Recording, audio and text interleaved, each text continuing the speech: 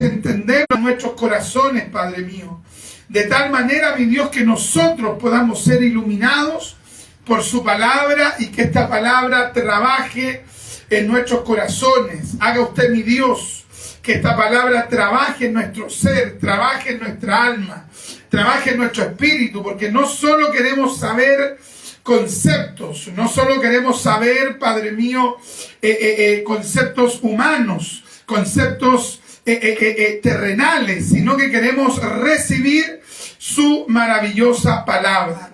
Se lo pedimos por piedad, mi Dios. En el nombre de Jesús queremos vivir su palabra. En el nombre de Jesús, amén, amén y amén. En el nombre del Señor. Gloria a Dios.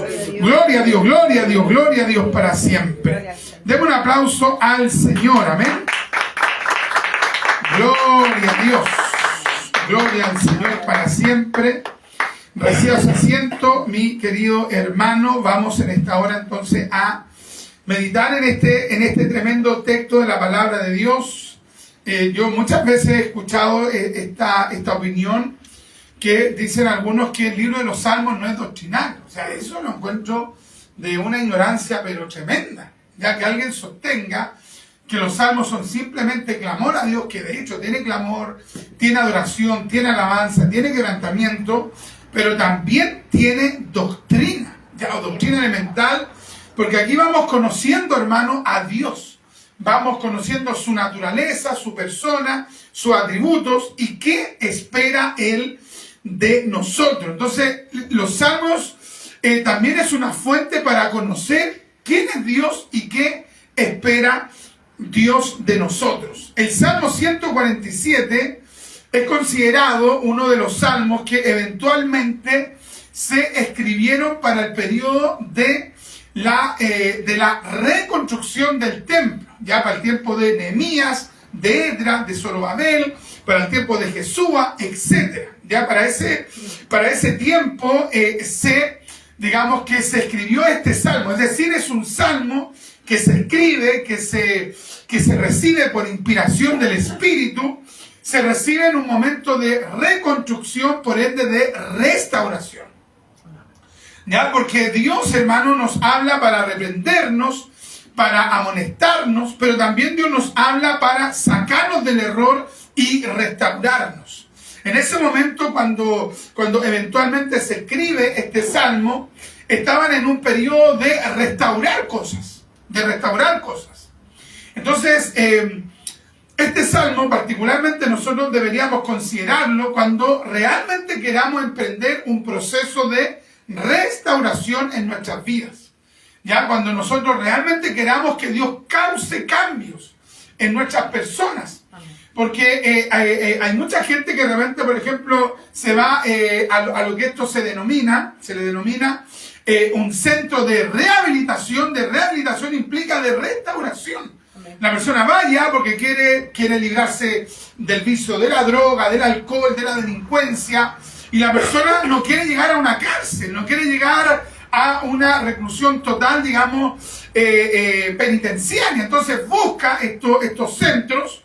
Pero mucha gente va a esos lugares sin realmente tener la disposición de que su vida sea restaurada. Sino que simplemente quieren dejar un hábito, quieren dejar un vicio, un mal hábito, un vicio. Pero realmente ellos no quieren ser transformados por Dios. Entonces, qué importante cuando nosotros tengamos, digamos, ese deseo de realmente experimentar una restauración de Dios, que tengamos el anhelo, la determinación, la firmeza, el horizonte de que queremos que Dios cambie cosas de nuestra vida y restaure otras que están dañadas. Entonces, este salmo apunta precisamente a aquello, y también en este salmo, digamos que se alaba al Señor de esa manera. Está intitulado Alabanza por el favor de Dios hacia Jerusalén, porque aquí el salmista también está pidiendo a Dios, y nosotros lo entendemos, porque hoy si hay alguien, digamos, que entiende la bendición de tener el favor de Dios, somos nosotros. Amén. Nosotros sabemos que cualquier trámite que vayamos a hacer, si lo hacemos con el favor de Dios, nos puede ir bien. Amén. Y uno va con esa convicción: Señor, ábreme puerta. los antiguos pentecostales que decían, Señor, envía tu ángel, Señor, toque corazones, toque vida. O sea, ¿por qué? Porque uno entiende que si Dios abre puertas, no hay nadie que cierre. Esa es la convicción. Por eso que es tremendo el pensar ahí en el texto de Malaquías, cuando está hablando acerca no solamente de los diezmos, sino que también de las ofrendas. Dice Malaquías de que Dios puede abrir las ventanas de los cielos. Solamente Dios puede abrir esa ventana celestial, porque hay cosas que Dios Dios solamente puede abrir. Hay cosas que no puede abrir el hombre. Entonces estos israelitas, al llegar eventualmente ahí a Jerusalén a reconstruir toda esa devastación, digamos, en la que se encontraba Israel, ellos sabían que ese proceso de restaurar solo lo podía hacer Dios. Y es por eso que estaban buscando su favor. Ya, por lo tanto, cuando nosotros veamos con plena claridad que digamos que hay algo que está totalmente destruido y que está, digamos, en una condición imposible para nosotros de arreglar, tenemos que buscar el favor de Dios. Solamente Dios lo puede hacer. Gloria a Dios. Y en este Salmo 147 vemos un elemento extraordinario que tiene que ver con la singularidad, digamos, que recibió el pueblo de Israel por parte de Dios, que Dios los escogió a ellos. Amén. Como nación, digamos, apartada para Dios. Dios los escogió a ellos para darles su ley, para darle la palabra, para darle este santo y glorioso libro que es la palabra de Dios. O sea, el salmista está entendiendo y nos está declarando por el Espíritu de que Dios puede restaurar. En ese momento Dios podía restaurar, Dios podía levantar, y él tenía la convicción que eso podía suceder porque Dios en primer término le había dado lo más importante a Israel, que era su palabra. Entonces, si Dios a ellos los había considerado, los había elegido para darle su palabra, ¿cuánto más Dios no iba a poder restaurar, digamos, al pueblo de Dios? Entonces, el énfasis al ir culminando, digamos que este salmo es llenar de fe, de esperanza a los israelitas, que el Dios que les dio su palabra es el Dios que los podía restaurar. Entonces, en esta hora de la mañana, nosotros pongamos atención y dimensionemos al privilegio que Dios nos ha otorgado al darnos su palabra.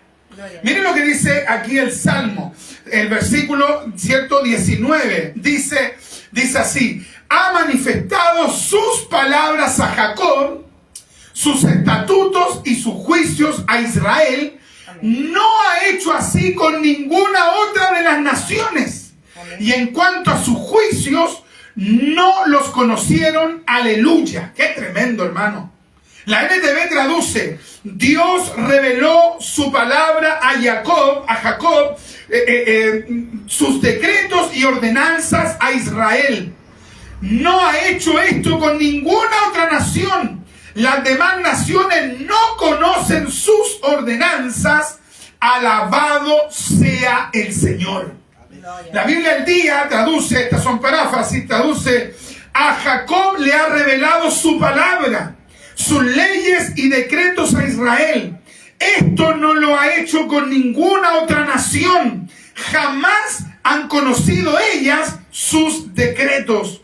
Aleluya, alabado sea el Señor. ¡Qué tremendo! Gloria a Dios.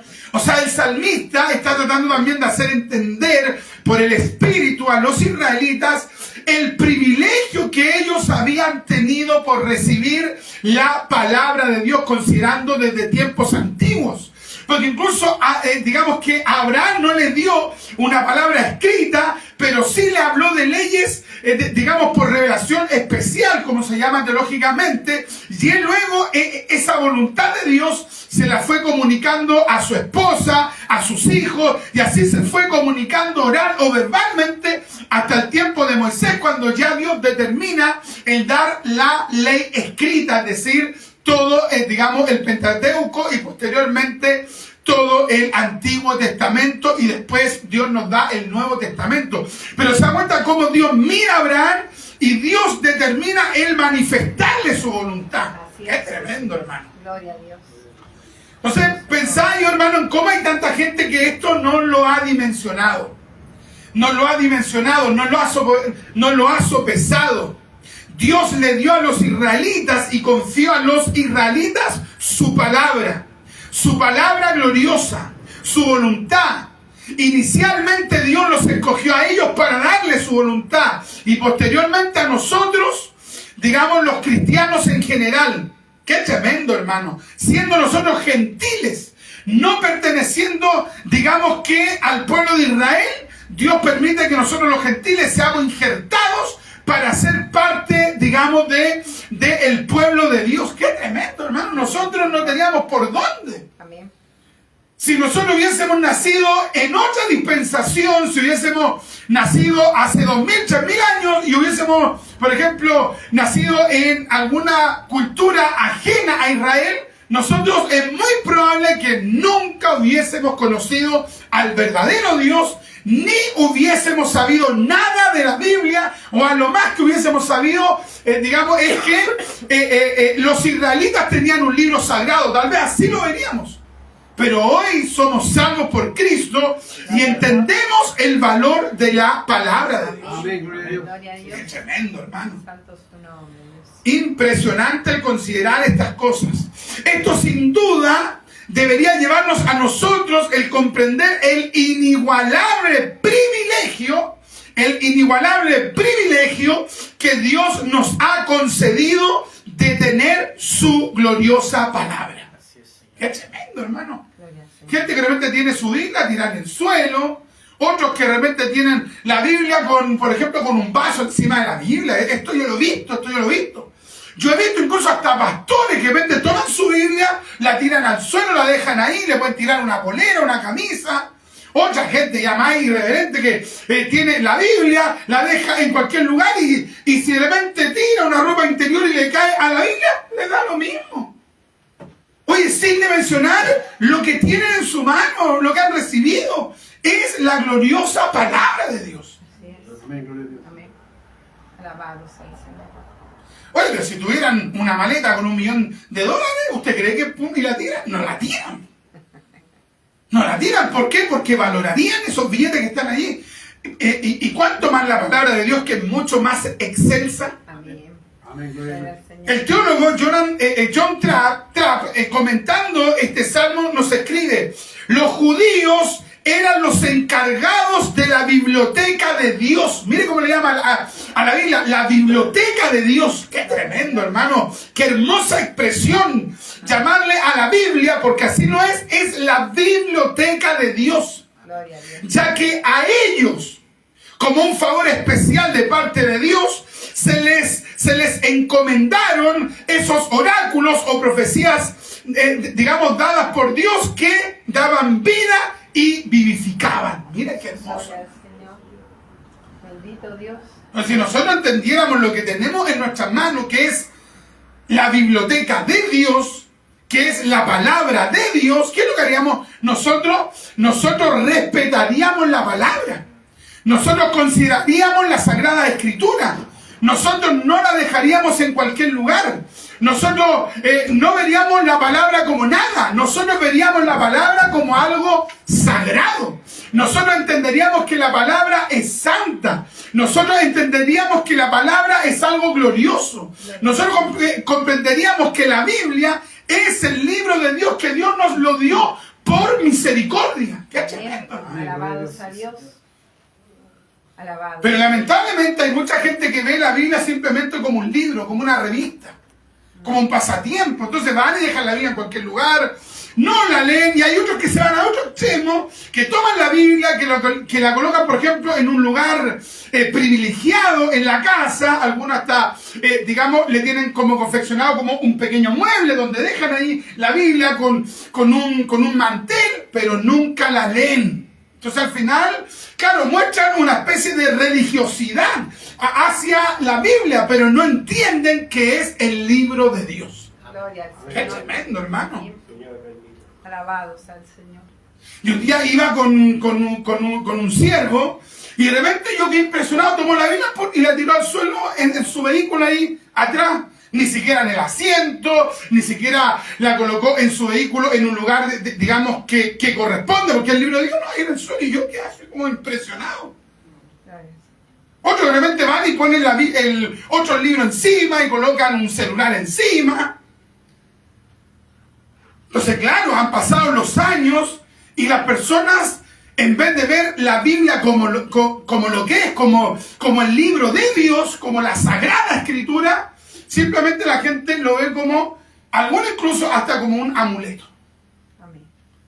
¿Cierto? La gente coloca Salmo 91, Salmo 121, Salmo aquí, Salmo allá, pero no lo leen, no lo meditan, no lo reflexionan, como que simplemente le quieren otorgar un poder a, digamos que, a la parte física, pero no entienden la revelación que hay en la palabra de Dios. Amén. Qué tremendo, hermano. Misericordia. Alabado sea Dios. Entonces esta palabra nos vivifica. Amén. ¿Hemos considerado el valor de la palabra? Pensemos en las grandes civilizaciones, en las grandes culturas. Pensemos en los sumerios. Pensemos en los nubios. Pensemos en los hititas. Pensemos en los egipcios. Pensemos en los asirios. Pensemos en los persas. Pensemos en los babilonios. Pensemos en las grandes culturas, los griegos, los romanos. Dios no les concedió a ninguna de esas naciones el darles su palabra. Amén. ¿Se da cuenta, no? Qué tremendo, hermano. Amén. Usted vea, por ejemplo, las pirámides de los egipcios, hermosas, espectaculares, construcciones bellísimas, pero Dios no los miró a ellos para darle la palabra. Piensa usted, por ejemplo, no sé si alguno de ustedes ha visto estas construcciones tan lindas de los nubios que colindan con la cultura y con el país, digamos, de Egipto. También tienen sus propias pirámides, pero que en la punta, digamos, tienen como una planicie. Son hermosas, pero Dios a ellos no les concedió el revelarles su palabra. Así es. Qué tremendo, hermano. Civilizaciones tremendas, los sumerios, hermano, que construyeron una serie de progresos culturales, sociales, económicos. Digamos, ellos fueron desarrollando la matemática, el ladrillo, pero Dios no los escogió a ellos para revelarles su palabra. Así es. Amén. ¿A qué miró Dios?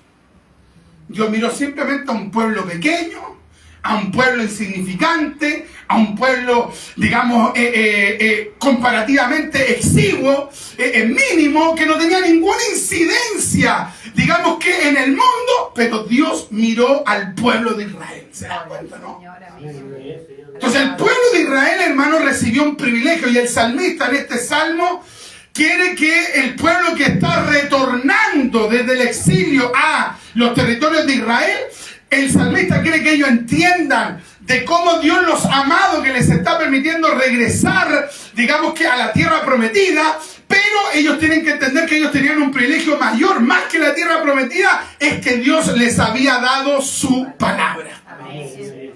Alabado sea Dios. Qué tremendo, hermano. Nombre de Dios. Pero de repente ponemos la mirada en la tierra prometida, en las bendiciones, en la parte económica. Pero el salmista les está dando a entender, entiendan que nosotros recibimos algo mayor. Nosotros recibimos algo más grande, que es la gloriosa palabra de Dios. Amén. Alabado sea el Señor. Piense usted, mi amado, piense usted, por favor, pensemos. ¿Qué es lo que sucedería si Dios no le hubiese dado la palabra a Israel? ¿Ya? Y pensemos que Dios, por ende, no nos hubiese dado su palabra a nosotros, los gentiles que hemos conocido a Cristo. ¿Qué es lo que pasaría? ¿Saben lo que pasaría? Lo que pasaría es que toda la humanidad estaría a merced de su propio criterio. Toda la humanidad podría seguir su propio pensamiento. Y cada cual diría, yo pienso esto de Dios. Y otro diría, no, yo pienso esto otro de Dios. Y otro diría, no, es que yo creo que no hay un Dios, sino que hay 100 dioses. Y los de la India, ¿qué es lo que dicen? No, hay 3 millones de dioses. Y los de la otra cultura, no, es que yo creo que, digamos, hay un Dios que manda a otros dioses. Y luego hay semidioses, como creían, digamos, los griegos y los romanos. Y cada cual se podría ir inventando lo que quisiera de Dios.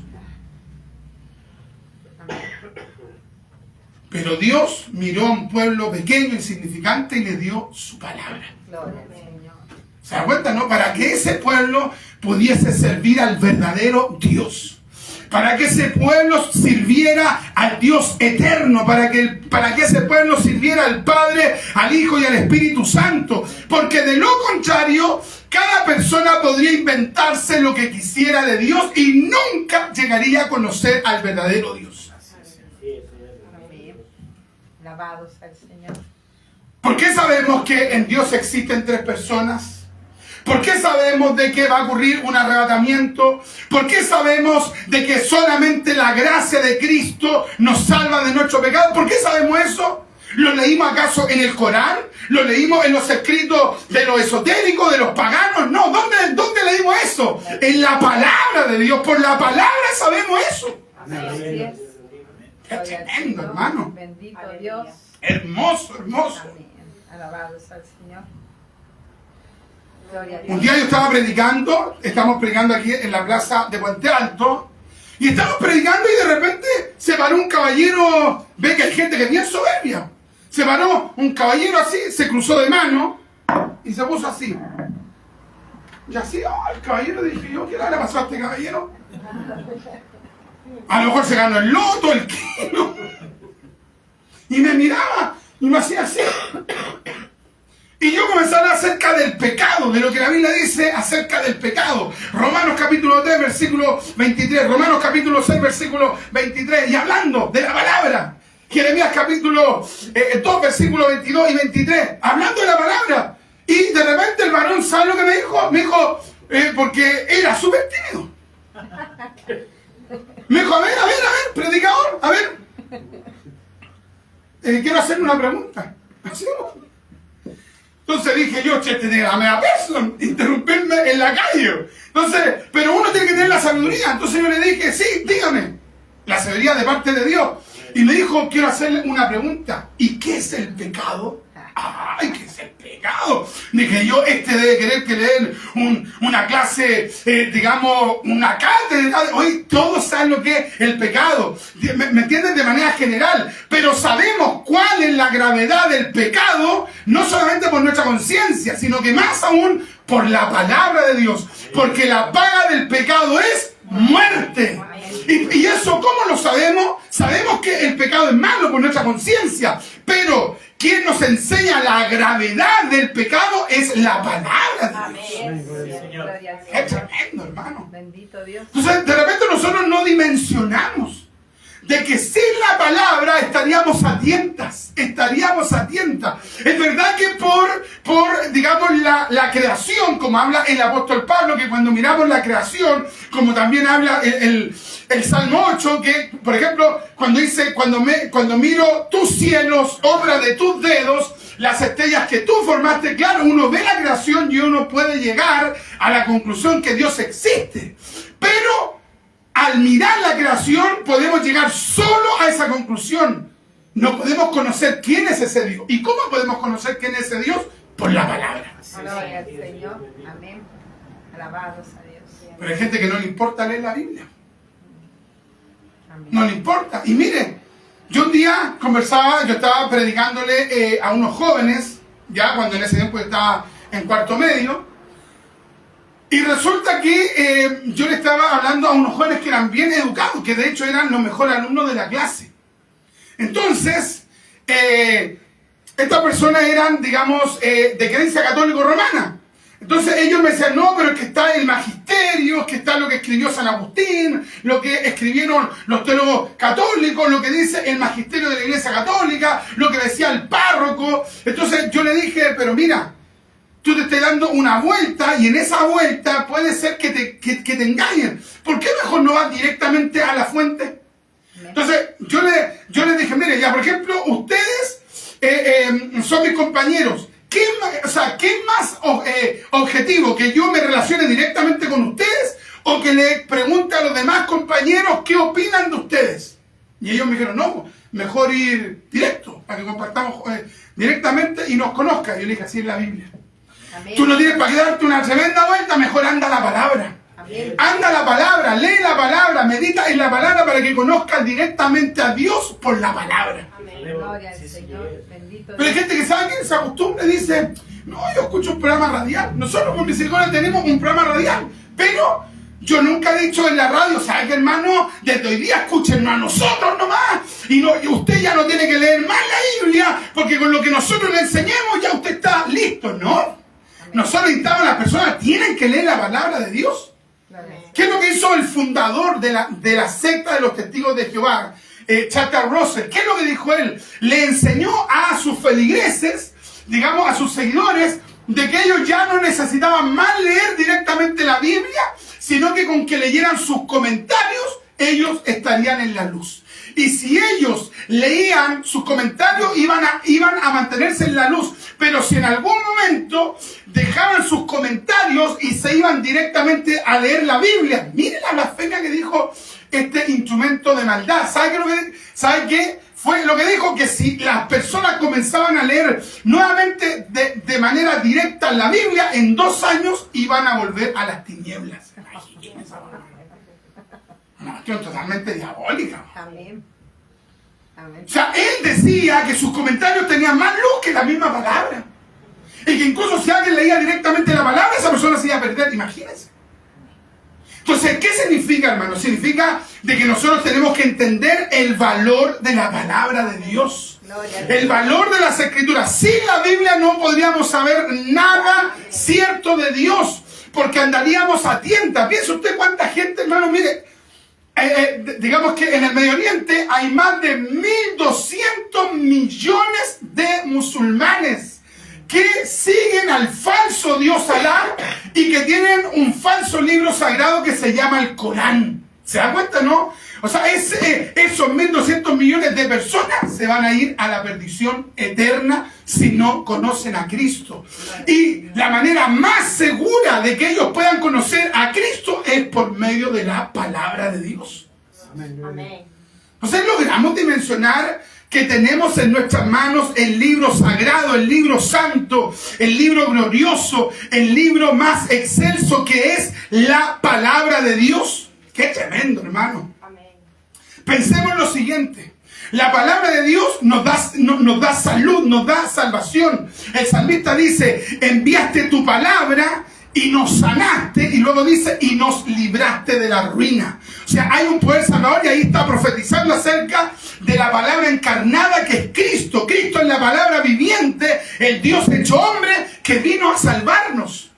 Pero piense usted, hermano, ¿qué es lo que ocurre con aquellas naciones que no tienen la palabra de Dios? En primer lugar, no pueden acceder con mayor facilidad a conocer la Biblia. Pero en segundo lugar, digamos, tiene una consecuencia que en esas culturas aquellas personas siempre viven de la peor manera. Pensemos en la India. Por ejemplo, en la India, antes que la India fuese alcanzada por los misioneros cristianos en el siglo XIX, en la India, entre tantas otras creencias, por ejemplo, ellos creían que en una vaca había una divinidad. Y es por eso que llegó el dicho de la vaca sagrada. Ve que aquí hablamos de la vaca sagrada. No sé si en otras partes de Latinoamérica se hablará de la vaca sagrada, que se refiere a ciertas personas intocables. Entonces, le llaman, esta es una vaca sagrada, no se puede tocar. Pero este concepto nace de la India porque los hindúes creían que en las vacas había un dios. ¿Se da cuenta cómo es la mente del hombre cuando se deja guiar por sus pensamientos? Puede llegar hasta pensar que en la vaca hay un dios. En la India también creen que, por ejemplo, para aquel entonces, que los ratones, que a nosotros los ratones, hermano, nos da un asco tremendo. ¿Saben lo que dicen ellos? Hay un dios.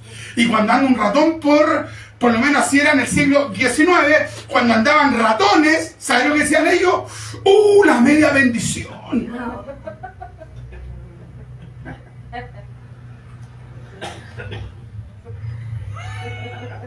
Algunos dicen, hermano Richard, no me mencione que me lo estoy imaginando, me están tocando los pies. Hay gente que realmente ve un ratón, ¡guau! Se sube un mueble.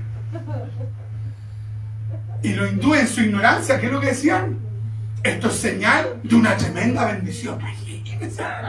¿Se dan cuenta? O sea, lo que le quiero explicar, que cuando hay gente que no tiene al verdadero Dios, puede ir formándose una serie de creencias sociales, culturales, Y cuando alguien no tiene la palabra de Dios, usted puede ver un comportamiento totalmente extraño. Que para uno dice, pero ¿cómo van a creer eso? En la India, por ejemplo, si en un matrimonio moría el hombre y la mujer quedaba viuda, ellos culturalmente tenían la práctica de que a esa mujer la quemaban viva. Por ley, porque ellos tenían esa creencia de que la mujer tenía que morirse luego para ir a estar con su esposo en la otra vida. Entonces, cuando Guillermo Carey, el gran misionero, inglés, cuando llega a la India a predicar, de zapatero, Dios lo lleva a ser misionero, porque sí lo hace Dios. Dios puede usar a un intelectual, gloria a Dios, pero Dios también puede usar a un zapatero, a un verdurero, a uno de la construcción, porque a los vil y a los menospreciados escogió Dios para avergonzar a los sabios. Y toma a William Carey, y de repente William Carey se encuentra con esta práctica. Imagínese usted, agarraban a las viudas, hermano, pum, y las quemaban vivas, hermano, una cuestión que para cualquiera de nosotros es algo horripilante. O sea, ¿cómo van a quemar a una mujer porque quedó viuda? ¿Se da cuenta, no? Entonces, ¿se da cuenta cuando un pueblo no tiene el libro de Dios? Puede tener las conductas más extrañas, más horripilantes.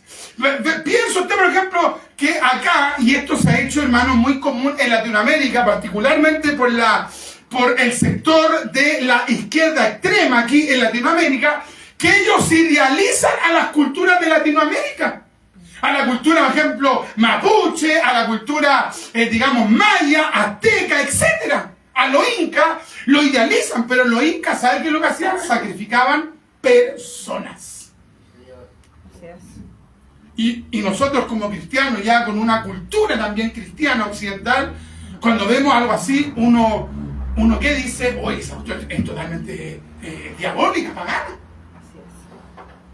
¿Cuál fue el impacto para nuestro país cuando nos enteramos de que este endemoniado del altar de la luz, este líder de la secta que, se cuentió a gente, que era incluso de la clase media alta acá en Chile, que lo envolvió, porque así el sectario no tiene unción de Dios, tiene un poder diabólico de engaño. Amén. Amén. Y gente de la clase media alta, profesionales, cayeron en las garras de ese sectario.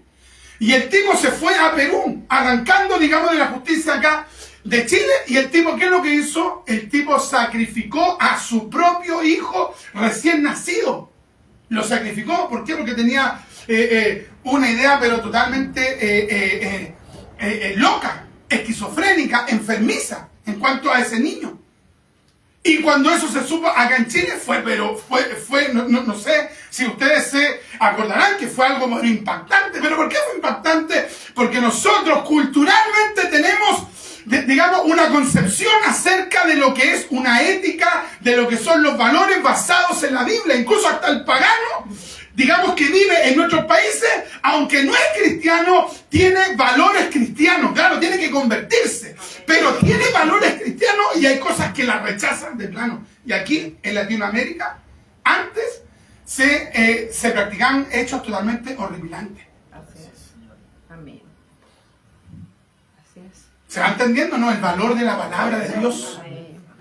Que primero nos salva, y es lo primero porque nos revela a Cristo, pero también tiene beneficios sociales, culturales, morales, que van diferenciando al que recibió a esa palabra con el que no recibió esa palabra.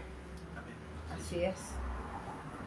Por ejemplo, ¿cómo es para nosotros, para usted, para mí, el saber que en la cultura, por ejemplo, musulmana, un tipo de 30 años,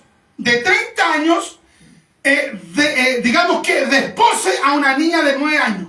Para nosotros, ¿cómo es? ¿Cómo le llamamos nosotros a eso? Pedofilia. ¿Cómo lo calificamos? Como una indecencia, como una acción diabólica, satánica. Pero ellos, ¿saben cómo lo ven? Como algo normal, porque su libro, el Corán, que es una burda imitación de la Biblia, ellos se dejan guiar por ese falso libro. Así es. Y ese falso libro le permite eso. Ese falso libro le permite a los hombres tener 10, 20, 30, 40 mujeres, no sé, las mujeres que quieran. Pero nosotros, ¿cómo vemos cuando vemos que un tipo, no sé, pues viene a una casa y resulta que tiene 15 mujeres? ¿Cómo lo vemos? Claro, el mundano tal vez diga, ¡oh, qué envidia! El mundano.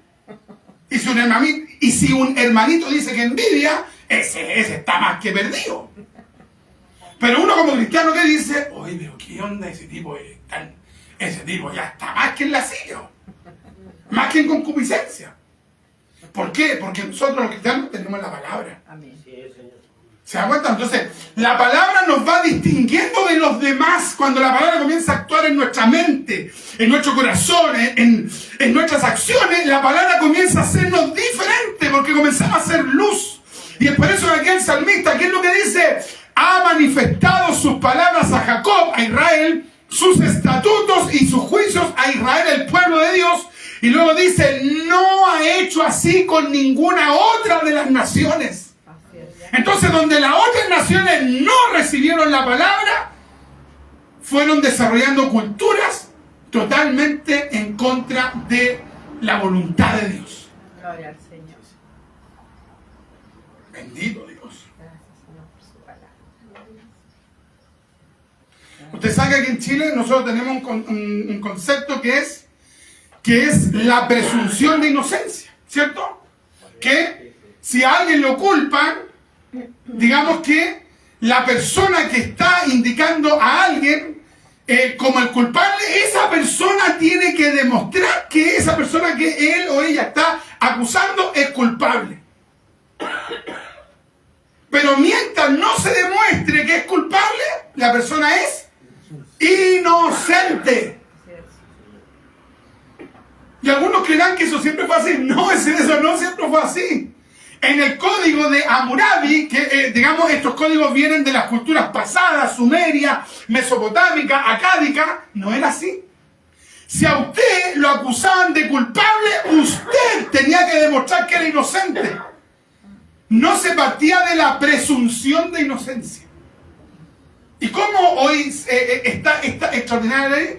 Porque las leyes de Occidente se han fundamentado en la palabra de Dios.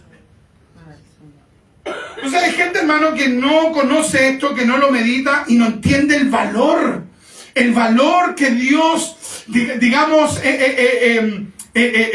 tuvo hacia nosotros al darnos su palabra, al darnos su majestuosa palabra. O sea, es una cosa tremenda, hermano. Sin la palabra de Dios, la cultura occidental no existiría. Pero ¿saben lo peor? Es que nosotros no sabríamos nada de Cristo, no sabríamos nada de Dios, no sabríamos nada del cielo, no sabríamos nada de la salvación eterna, no sabríamos nada, y por nuestra mente nunca hubiésemos llegado a conocer al verdadero Dios por nuestros méritos. Pero Dios se apiadó de nosotros y nos dio su palabra, y en particular nos dio a su Hijo Jesucristo. Alabado sea Dios, santo su nombre. Dios. Qué hermoso, hermano. Amén. Alabado. Qué maravilla. Amén.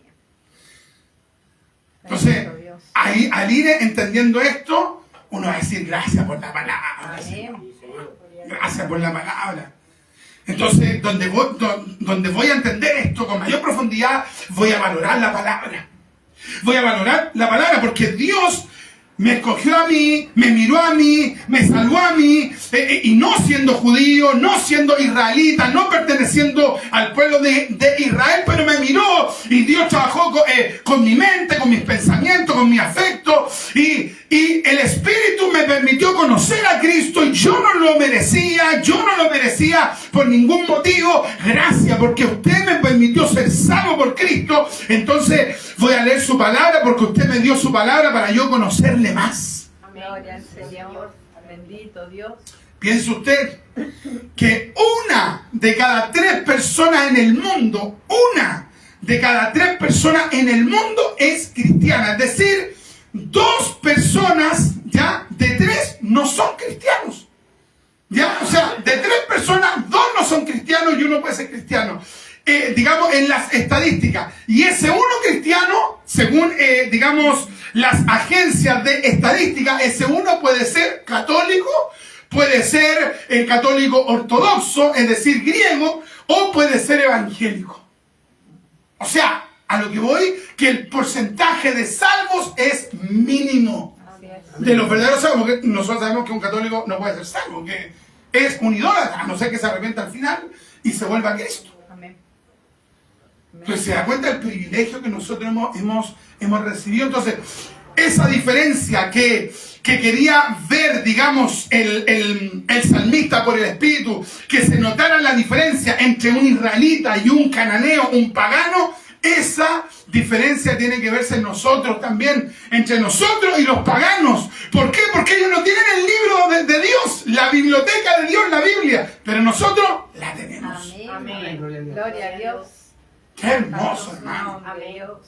Aleluya. Qué hermoso Dios. Alabado sea el Señor. Deuteronomio capítulo 4 versículo 6 dice: guardadlos pues y ponedlos por obra, porque esta es vuestra sabiduría y vuestra inteligencia ante los ojos de los pueblos, los cuales oirán todos estos estatutos y dirán: ciertamente pueblo sabio y entendido, nación grande es esta. ¿Por qué? Porque tienen los mandamientos de Dios y los practican. Gloria al Señor. Oh, qué hermoso, hermano. Alabados a Dios. Bendito sea Dios. Santo su nombre. Israel recibió el privilegio de recibir la palabra de Dios. Y con el tiempo también fueron porfiados y comenzaron a darle prioridad más que a la palabra, a la tradición. Lo que decían los ancianos, lo que decían los fariseos, y Cristo tuvo que reprenderlo al Mesías. ¿Por qué? Porque ellos estaban poniendo los mandamientos de los hombres al nivel de la palabra de Dios. Y Cristo, porque Él es el Dios glorioso encarnado, Él los tuvo que reprender. Entonces hay gente que también sucede aquello, que valorizan la Biblia, pero a la vez suben las tradiciones al nivel de la palabra de Dios. No, la palabra de Dios es inigualable, inigualable.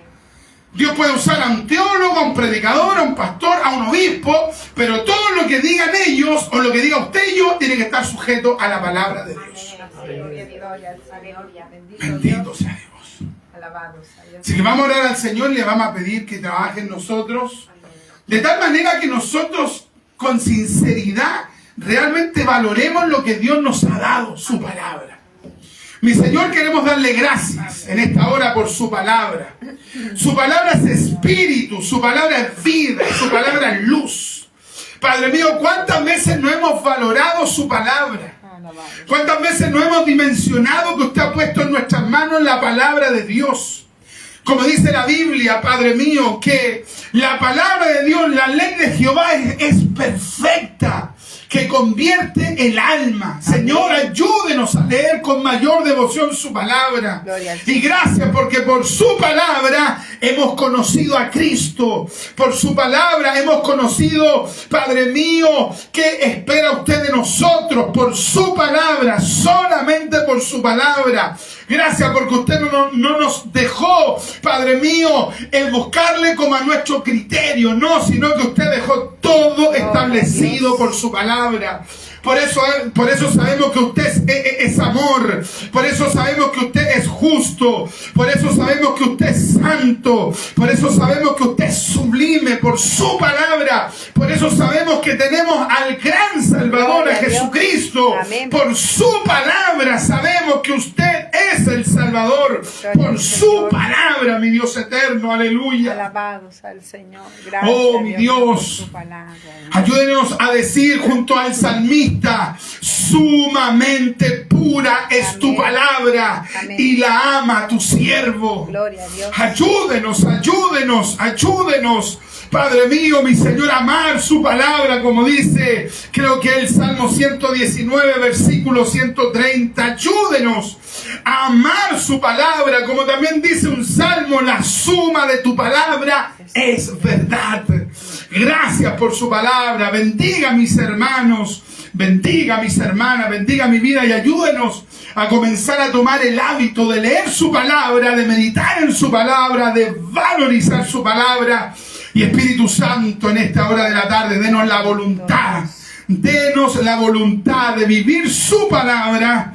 En el nombre de Jesús le pedimos todo esto, Padre, para la gloria del Padre, del Hijo y del Espíritu Santo. Amén, amén y amén. Gloria al Señor. Y le damos la gloria al Señor. Gloria a Dios, gloria a Dios, gloria a Dios, gloria a Dios. Gloria al Señor.